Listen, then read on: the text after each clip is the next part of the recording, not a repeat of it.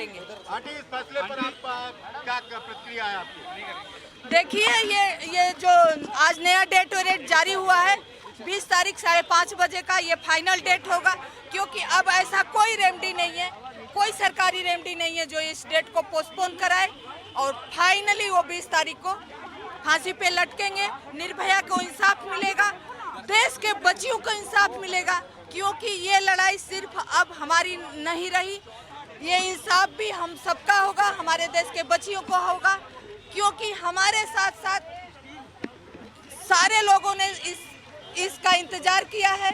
खासकर एक समाज में संदेश जाएगा और लोगों का कानून पे भरोसा बना रहेगा।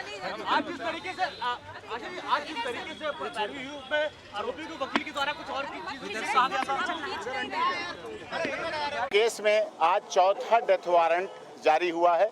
पहले 2000 कितनी बार वारंट जारी हुए वो बताएं। 2013 में इस केस में चारों कन्विक्ट को पहले फांसी दी गई, फिर दिल्ली हाई कोर्ट ने फांसी दी, फिर सुप्रीम कोर्ट ने एसएलपी डिसमिस करते समय फांसी दी, फिर उसके बाद रिव्यू पिटीशन फाइल करते समय रिव्यू पिटीशन जब डिसाइड की तब निर्भया गैंगरेप केस में चारों दोषियों को फांसी दी, फिर क्यूरेटिव पिटीशन जब डिसमिस की तब चारों दोषियों को फांसी दी, अब उसके बाद मर्सी पिटीशन जब डिसमिस हुई तब फांसी दी गई, अब उसके बाद चौथा वारंट 3 बार और फांसी दे चुके हैं, 3 बार और फांसी दे चुके हैं। मैं जानना चाहता हूं मीडिया प्रेशर में भारत के संविधान के रहते हुए कितनी बार आप फांसी दोगे, कितनी बार मारोगे लोगों को?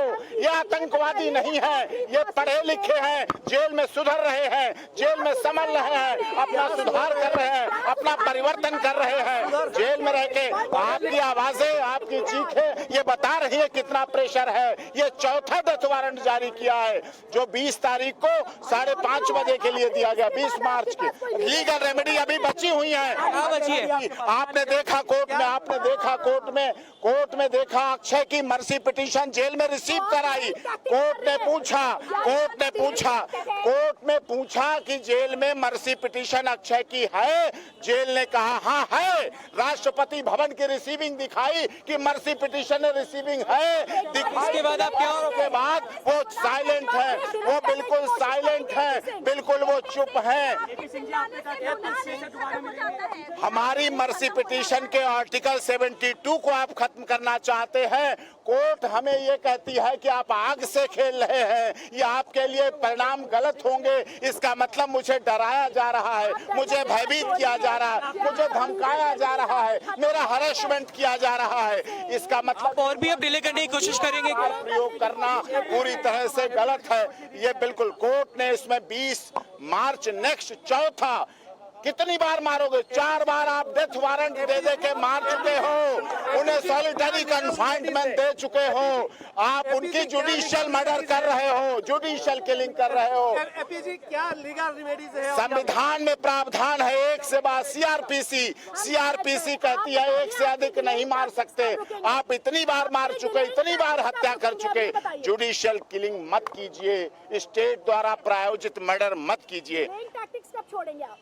नो डिलेइंग टैक्टिक्स, ये रिपब्लिक की डिले टैक्टिक्स है। श्योर पवन से क्यों? लीगल रेमेडीज क्या है? ये और सभी की लीगल रेमेडीज है, समय आने पे बताएंगे। कहा अक्षय से भी आज आप देख रहे हैं अभी यहाँ है 3 बजे सुप्रीम कोर्ट में लगा हुआ है। कितना और हमें निचोड़ोगे? नींबू से भी ज्यादा निचोड़ दिया। खानदान क्या उन लोगों को 3 बजे सुप्रीम कोर्ट में union of India versus Mukesh Nagar 5 number court petition डाल के आप डिले यूनियन ऑफ इंडिया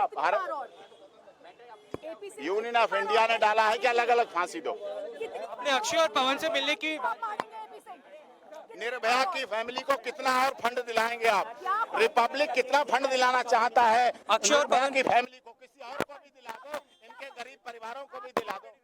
आज देखिए जिस तरीके से जो ये क्या कर रहे हो बेनिफिट उठाते आए थे, फाइनली उन लूप होल्स पर आज बैन तो नहीं लगा, लेकिन सारों कन्विक्टेड की पूरी तरीके से सारी रेमेडी एग्जॉस्ट हो चुकी हैं। आज जो डेट फिक्स हुई है ये फाइनल डेट है। हालांकि जो 3 मार्च की डेट थी, मुझे पूरी उम्मीद थी कि वो डेट भी फाइनल हो, लेकिन इस कोर्ट ने अपने ही ऑर्डर को ओवरलैप कर दिया था।